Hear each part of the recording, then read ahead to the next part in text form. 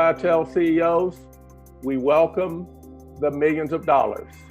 We welcome the relatable messages, but we need to do more. We need to change the relatable messages and the $10 million, which are important. They don't begin to get to the systemic racism. We can't satisfy ourselves that we've checked the box yet again. We can't satisfy ourselves that on the George Floyd funeral, we had more mourners. We had a wider television audience. And 6 months from now, or maybe 6 weeks from now, we forget that George Floyd, 8 minutes and 46 seconds, knee on the neck by those who take an oath to protect us, have abused us. What should the corporate world do? We need to change a mindset. We need to have the conviction to change the mindset. It is not check the box. I have to say that corporate America talk is cheap. You know, I've talked about the fact that, say, we're working on diversity in a company is unacceptable to me. Because in corporate America, we don't work on anything else. We don't work on improving our earnings. We don't work on meeting our product deadlines. You either do or do not, as my husband, boldly wrote about Yoda. There is no try. And if you don't get it done, you get fired. But when it comes to diversity, for whatever reason, this has been this ongoing struggle where we can't move the needle. What must we do? Hold ourselves accountable in corporate America. Set targets like we set targets on everything else. Incentivize people. You get what you incent. Be very clear and very bold about what the expectations are. And if we do that like we do everything else, I mean, corporate America is run by all-stars. They are used to winning. If we do that like we do everything else, we would see this needle move. Because so much of this unrest, this civil unrest, is tied to economic inequality. That's just a fact. And we need to move the needle on this economic inequality. What the African American community sees in that videotape is that this African American man, who could be me or any other African American man, is being treated as less than human. And I think what really caused the spark that set all this off is what is the reaction of the officials to what I just said. So you now have this videotape, and for 4 days, there's no action. No one thinks that this is worthy of even putting the officer under arrest, which is the threshold step in our criminal justice system. It isn't an indictment. It isn't a criminal trial.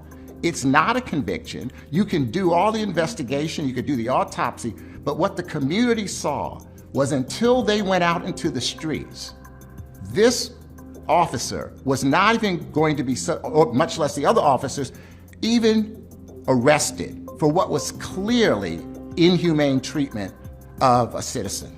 Now is the time to go big.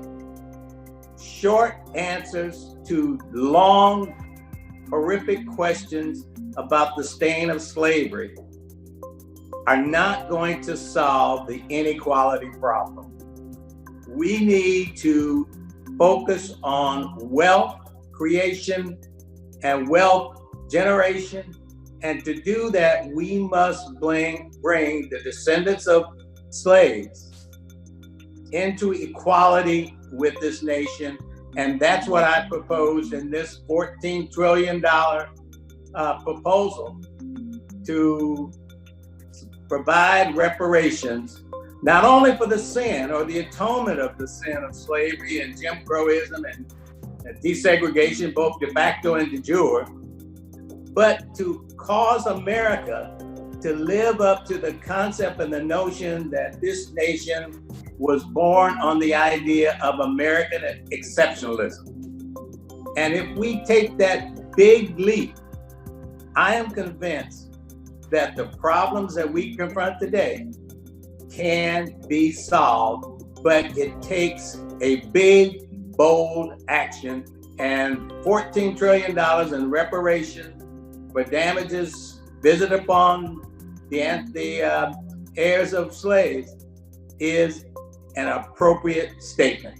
Let's face it, even on this network, until the martyrdom of Mr. Floyd, this was not a top of mind issue until very recently. I'm glad that it is, and I hope that Mr. Floyd's martyrdom does not go in vain, and that this does become an issue that Silicon Valley gets to work and innovates in order to solve the problem. But it just hasn't been a problem that has gotten the level of attention, quite frankly, that I think it deserves. And lastly, some of that certainly has to do with the fact that Silicon Valley doesn't look a lot like us right now.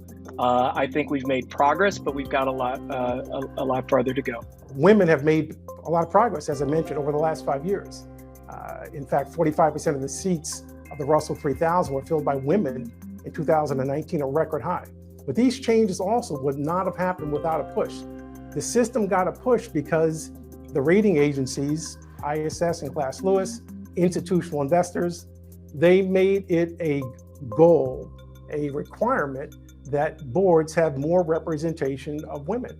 Long overdue, an important thing that we need to get done as a society, but that was the push that was needed in order to get some real momentum in the boardroom and really get much better representation numbers for women. But we really have to really think about this in the context of minorities and ask ourselves, why aren't we making the same level of progress? And I think at the end of the day, the system always needs a push.